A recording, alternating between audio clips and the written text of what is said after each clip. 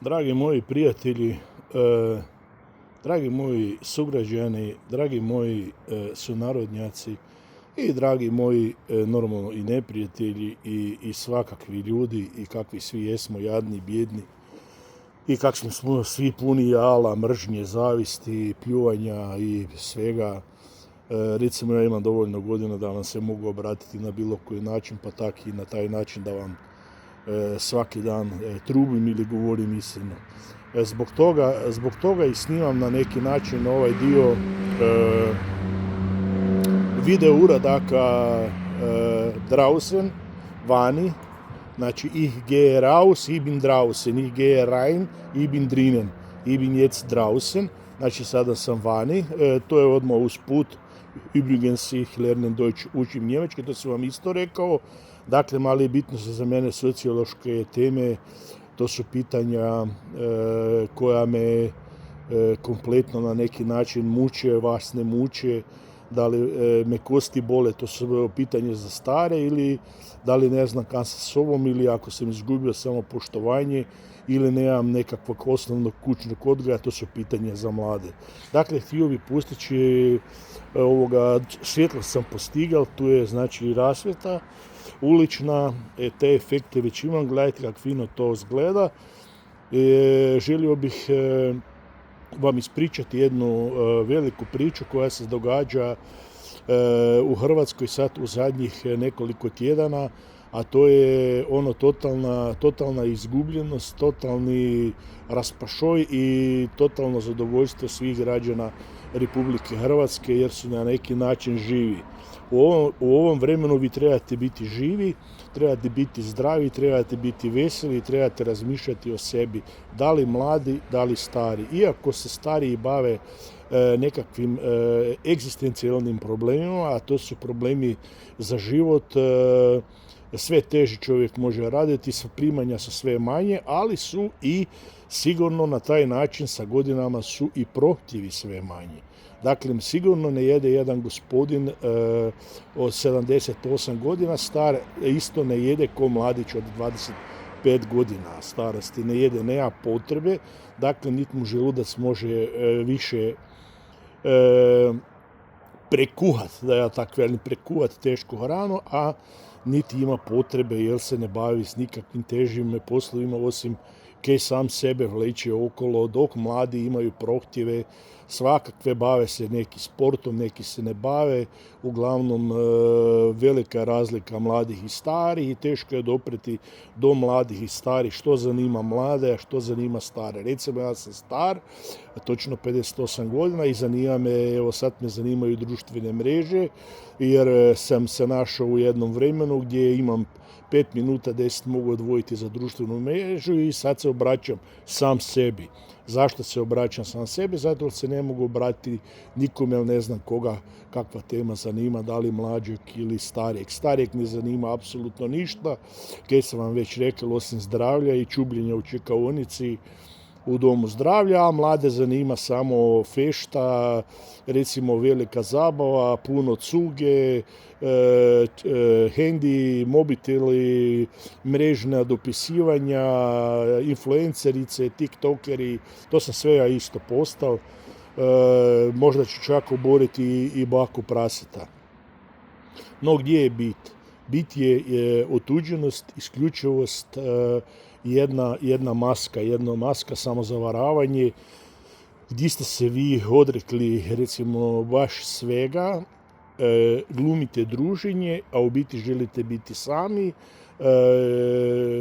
uključujete se u ove sustave, metričke sustave interneta koje vam pruža i s time zadovoljavate te svoje sitne potrebe, jer su vam potrebe postale sve niže i sve niže i mladi ljudi imaju zahtjeve sve skromnije i sve skromnije, umjesto obrnuto da zahtjevi mladih budu sve veći i sve veći, da se radi na sebi, da se ljudi educiraju, da završavaju srednju školu, minimalno da završavaju fakultet, da idu na magisterij, da idu na doktorat, da idu i da se penju na ljestvici znanja, jer u budućnost, dakle čitava budućnost naša ovisi o znanju i mladosti. Dakle, mladi da se educiraju, da se obrazuju i da stvaraju obitelji i da imaju djecu, da imaju svoje nasljednike, da im nije prioritet samo karijera, nego i obitelj ako je to moguće. Ja mislim da još uvijek ima dovoljno mladih da se mogu i orijentirati i na taj dio poslovni ili karijerni dio i može se stvoriti i obiteljski dio ako imaju ozbiljnog muškarca. No, međutim, sve manje je nekakve ozbiljnosti, sve više divljenja, posebno te generacije Z koji se traže, odnosno generacije Z koji se još uvijek traže i ne znaju što bi sami sa sobom, a to je dakle od samog starta, od vrtića, predškole, vrtića, osnovnog obrazovanja, srednje škole. Vjerujem da je već fakultet ozbiljnija misija, ali se tu već ljudi lagano se već poslože, moralno se već stabiliziraju i znaju što žele. A to je da žele raditi na sebi, a izbjegavaju stvaranje onoga što sam ja rekao, obiteljsko okruženje i da će ih neko danas sutra moći brinuti se o njima, a to su nasljednici, djeca ili jednostavno izostanak sad kod mladih ljudi, želja da se brinu o nekome jer su sami sebi preteški, što je dosta žalosno. Dakle, niko o tome ne vodi računa. Ja vam ozbiljno velim, kao sociološki analitičar, mogu vam reći da se niko o tome ne brine, nego samo formalno. Dakle, usput se ljudi, odnosno političari koji bi trebali vama služiti, brinuti se striktno o vama, političari se brinu striktno o sebi. Dakle, niko vama, ja vam sad još uvijek govorim, zbog čega je važno pokrenuti jedan socijalni revolt, socijalni bunt, zato što je politika postala asocijalna. Dakle, politika je postala sama sebi svrha. Ona se izgubila, politika se izgubila sama u sebi. To je jedan određeni krug ljudi, jedan dio branše koji ne žele apsolutno ništa ne raditi, nego se samo želi domoći pozicije. To vi primjećujete sada po ovim lokalnim izborima koja je to ogromna borba.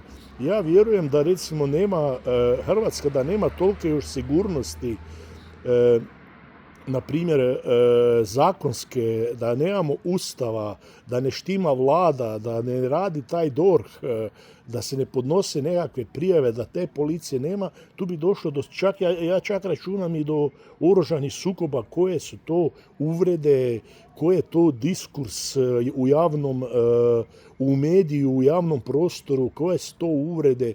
Vi recimo slušate onu Daliju Orešković, ja vam garantiram, dakle da se ne ponavljam, ja imam recimo, nisam elokventan, toliko ne baratam tim velikim riječima, da se sada postavljam sa filozofske strane ili bilo kakav kao neki docent, ne kao neki profesor, nego više prihvatljivo čovjek iz naroda, društvene sredine, gdje vam mogu reći da je za mene, koji sam recimo, ja ne pijem, ne pušim, ne idem po birtijama, ali to je jedan birtijski rječnik psovanja, pljuvanja, omalovažavanja, riječi koje se čak ni u birtiji ne možete čuti. Dakle, ta Dalija Orešković i onaj Beljak, gospodin Beljak, tu iz Jaske, čini mi se Jastrebarsko, seljačka stranka, takve riječi ubacati u javni prostor. Mislim, pa taj Dežulović, on naziva Hrvate glupovim, piša, sere, jebe Vukovar. Dakle, to je takozvano novinarstvo. Sve to djeluje na mozak mladih ljudi i ne samo na mlade ljude, nego općenito na društvo koje počinje se lagano, osjeća se nekakvo divljanje, nekakva nervoza. Potpuno bespotrebna, zato jer imamo bez kičmenjake. Imamo te nekakve dođoše, te primitivne ljude koji u svom životu faktički nisu ništa napravili, ništa rukama, ništa umno, intelektualno, pojedinac, čas pojedincima, ali ove koje sam nabrojao, dakle, oni se nisu pojavili niti u poslovnom sektoru, niti u privatnom sektoru, oni se nisu nigdje dokazali, recimo kao profesori medicinskog fakulteta, političkih znanosti, filozofskog fakulteta i habe keine Ahnung, kakav još mogu, nemam pojma, kakav mogu još zum Beispiel dodati još tu ili samo moraš proći da duih kroz to, znači nevjerojatno je koja primitivnost vlada u svemu tome. Samo da bi se dotekli te pozicije, a uopće se ne brinu o, niti iko od tih ljudi postavio pitanje mladih, starih, nego rekao sam vam formalno, izgradit ćemo vrtiće, izgradit ćemo škole, jedna smjena, gablec ćemo povisiti, smanjiti studentima, ovo je, nigdje nema ozbiljnog rada na edukaciji kompletne nacije, kompletne mladosti, nego se stvaraju takozvani pedagozi, pojedinci, nekakvi sociolozi, vještaci, inače hrpa gluposti, seronja koji se pojave na televiziju, boljuju vatru, blage veze nemaju o svom životu, a ne da dogovore o vašem životu. Ja nisam niti za princip da, kak je bilo nekad u komunizmu, država radi dok pendrek proradi. Znači, kad je pendrek proradio, sve je bilo mirno, ali se na neki način ljudima mora dnevno govoriti stil ponašanja. Recimo, ja mogu navesti Österreich, mogu navesti Deutschland, mogu navesti neke europske zemlje gdje ljudi donesu zakone i ti zakona se drže.